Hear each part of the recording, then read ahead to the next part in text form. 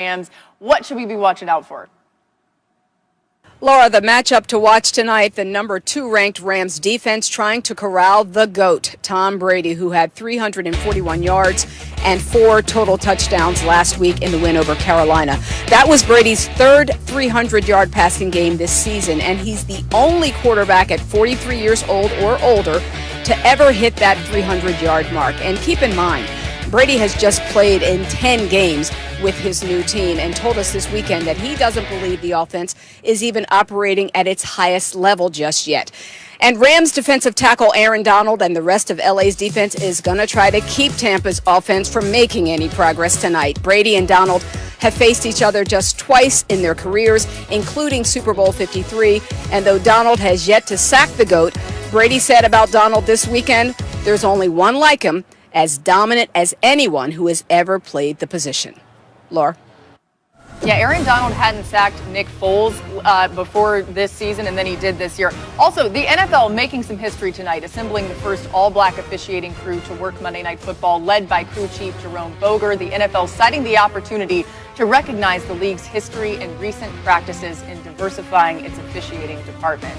Let's bring Adam Schefter back in for some quarterback news around the league, beginning with the Tua Tagovailoa situation in Miami. What more can you tell us, Adam?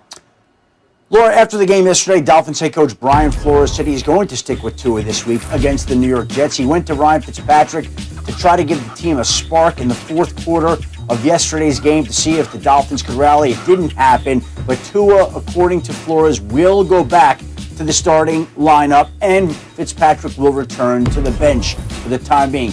Doug Peterson, Eagles head coach, similar message on Carson Wentz. The Eagles are sticking with him as the starting quarterback. The fact that we're even talking about whether to stick with Carson Wentz as the starting quarterback tells you the problems that exist in Philadelphia right now. But keep in mind, they still are, as hard as this is to believe, in first place. Also today, Bears head coach Matt Nagy said he's not ready to name a starter for Sunday's game against the Green Bay Packers. Nick Foles is coming off an injury, the hip injury. Mitchell Trubisky's coming off the shoulder injury. And lastly, in the last bit of news today, the Ravens running backs, J.K. Dobbins, Mark Ingram, both tested positive for COVID. Both are being placed on the reserve COVID-19 list, and both are out for Thursday night's game at Pittsburgh against the Steelers. Yeah, those 10-0 Pittsburgh Steelers, not the game where you want to have players out. We'll keep an eye on that for sure. Adam Schefter with us all show long, getting ready for Monday Night Countdown as well right here on ESPN at 6 p.m. The Colts showed their fighting spirit with their comeback win against the Packers yesterday. Mina, what stood out to you? The play of Phillip Rivers. And the Colts have won a lot of games this year because of their defense, but don't get this wrong. They won this game because of Phillip Rivers. This is the sort of performance they were hoping for when they signed him in free agency. It was a gutty performance. He played through a toe injury and, more importantly, didn't put the ball in harm's way too much at the end. We call him Peanut Butter Rivers around here. Yeah.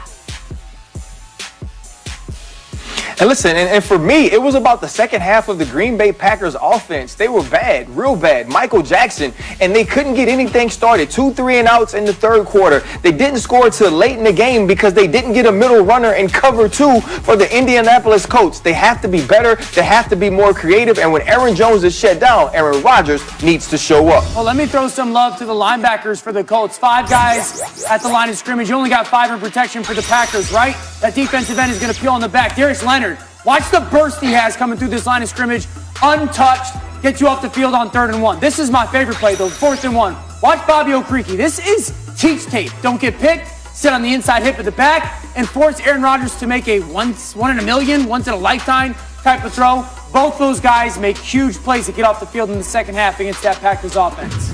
Teach tape of music right there. And Ryan Clark and Mina Kimes here. Adam Schefter will be joining us momentarily. And, of course, a report from Tampa Bay just ahead of tonight's game is coming your way in minutes. But we get you to some breaking news right now. And this one, gut-wrenching, for lack of a better way to put it. Bengals rookie quarterback Joe Burrow, number 1 overall pick, has a torn ACL, MCL, and other structural issues in his knee, according to ESPN's Ben Baby and Adam Schefter. More damage than was initially anticipated, and heartbreaking for those who have loved watching him play this year. Here's his coach, Zach Taylor, with more. He's been in great spirits on the bus, on the plane, in the facility today. He's responded as well as he could possibly do it, and we've all noticed that. He was a tremendous leader for us, and he gave us a lot of energy, the way that he led the unit. And so, I can't be a robot coach and say that we're not going to be missing that, because we will. I'm expecting to make a full recovery and ready for the 2021 season. It's important to note that Taylor would not clarify whether he meant the start of the 2021 season or just at some point during the season. We bring in Adam Schefter now. What more do we know, Adam, about the injury at this point? Well, this was a worst-case scenario, Laura, for the Cincinnati Bengals, Joe Burrow, and the National Football League. Basically, he tore his ACL, he tore his MCL. He did suffer other damage to that knee that I do believe includes his PCL and the meniscus in his knee. He's going to undergo reconstructive knee surgery. And the general timeline for injuries of this sort are 9 to 12 months. So just do the math. Now, again, everybody's different. Everybody heals differently and recovers from surgery differently and rehabs differently. But a best case scenario for Joe Burrow, best case, would be 9 months. So do the math. More likely, it's going to be longer than that. And the Bengals are going to have to be very careful with Joe Burrow moving forward. At the very least, Joe Burrow's status for the 2021 season, the start of that season is absolutely in question, and we'll see when he can make it back during the season next year. But this was the worst case scenario for the Cincinnati Bengals. The MRI came back worse than what was anticipated. Just so tough to hear. More from Adam Schefter throughout this show. And we will have Stefania Bell joining us as well for more of a medical update on this. But Dan, you're cringing even as Schefter was delivering that news. What ran through your mind when you saw this? It's gut-wrenching. You feel terrible. It makes me feel the same way I felt when I saw Dak Prescott get hurt. Like, you're just at a loss for words, and your thoughts and prayers go out to him. But then you just hope that Joe Burrow can get back healthy, but my brain immediately goes to 2022. It doesn't go to 2021. Like, yes, technically, maybe he'll be able to come back and play next season. But what kind of shape is he going to be in, or how healthy is he going to play at that level or be able to play at level? And then also, one of the things that makes Joe Burrow special is the instincts, is the reaction, is the athlete that he actually is, especially in that small